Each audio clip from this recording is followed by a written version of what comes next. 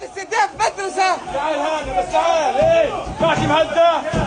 مهدى هذا هو المشهد Գազայում արյունահեղությունը չի դադարում։ Արաբա-իսրայելական պատերազմը շարունակում է նոր տառապանք պատճառել խաղաղ բնակչությանը։ Իսրայելի ռազմական հարվածների հետևանքով Գազայի հատվածում զոհվել է առնվազն 50 պաղեստինցի, այդ թվում փրկարար ծառայության բարձրաստիճան պաշտոնյա եւ լրագրող։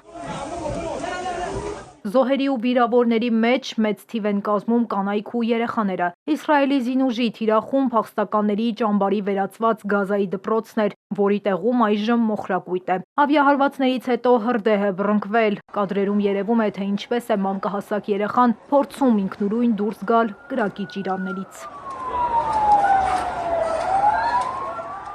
المشهد كم تشاهدون اشعال النيران في المواطنين Տեսեք, վառվում է, արագ ջուր բերեք, իսեր Աստծո, երեխայից փրկեք։ باقي مهدى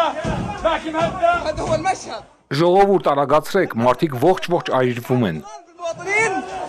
بعد استهداف مدرسة تعال هذا بس تعال ايه Ջուր, շտապ ջուր բերեք, խնդրում եմ, երեխաս այնտեղ է։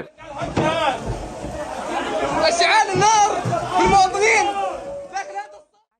Իսրայելի բանակը վերահսկում է Գազայի հատվածի 77%-ը։ Ցախալը պնդում է, որ հարվածները նպատակ ունեն ոչնչացնել Համասի ենթակառուցվածքները, մինչդեռ աշխարհը մեղադրում է Իսրայելին քաղաքացիական օբյեկտների, այդ թվում դպրոցների դիտավորյալ թիրախավորման համար։ ايش المبرر انكم تختلوهم؟ Այնիշ տեղի է ունենում բարերով չես բացատրի։ Իրավիճակը դուրս է եկել վերահսկողությունից։ Այստեղ քաոս է։ Իսրայելը միտումնավոր է թիրախավորում խաղաղ բնակչությանը։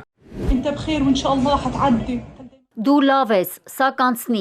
Թահանին վերակենդանացման բաժանմունքում եղբորը քաջալերում է, խորդորում է վեր կենալ։ Եղբայրը հարձակման գիշերն իր 10 երեխաների հետ տանն է եղել։ Հրթիռն ընկել է տան վրա, 9 երեխաները մահացել են։ Համիդը, որը բժիշկ է, երեխաներին օգնելիս վիրավորվել է։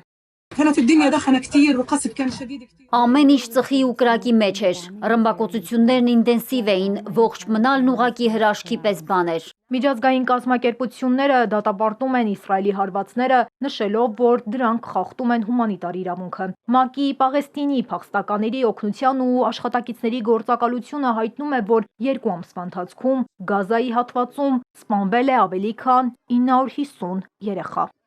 Լենա Կարապետյան, Էպիկենտրոն։